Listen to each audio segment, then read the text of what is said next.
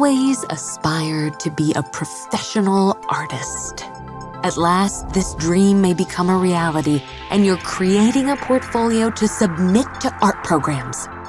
But as the application deadline looms, you suddenly find yourself unmotivated and avoiding the canvas altogether.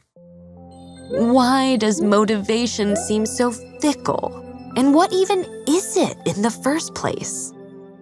Psychologists define motivation as the desire or impetus to initiate and maintain a particular behavior. In other words, it's the energy that drives you to do something. And knowing the source of that drive is particularly important when it comes to understanding how to maintain it. These motivational forces generally fall into two broad categories: intrinsic and extrinsic. Intrinsic motivation is involved when you experience an activity as an end in itself. Take a hobby like playing video games. The experience largely explains the desire to do it. Performing tasks that feel right in the moment or that you find meaningful, interesting, or satisfying are driven by intrinsic motivation.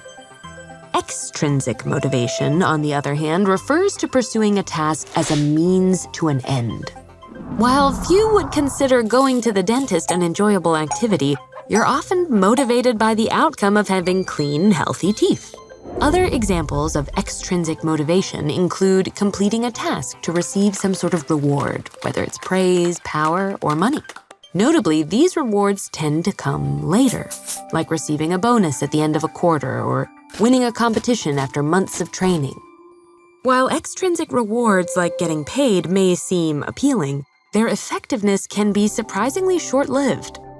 For example, a 2017 study found that those who were highly focused on the outcomes of their New Year's resolutions, or driven by extrinsic motivation, weren't the most likely to stick to them.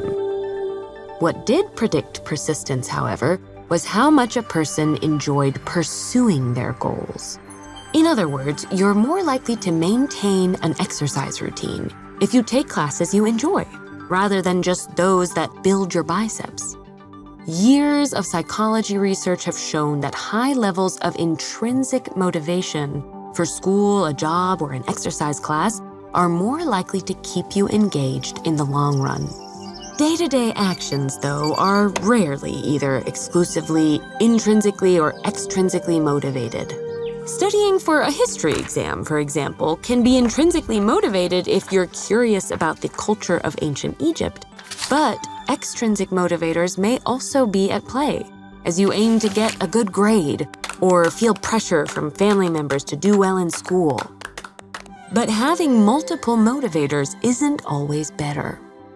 One study of military cadets found that those who were driven both by intrinsic motivators like self-improvement and extrinsic motivators like the outcome of getting a good job were overall less motivated than cadets driven by just one of these factors.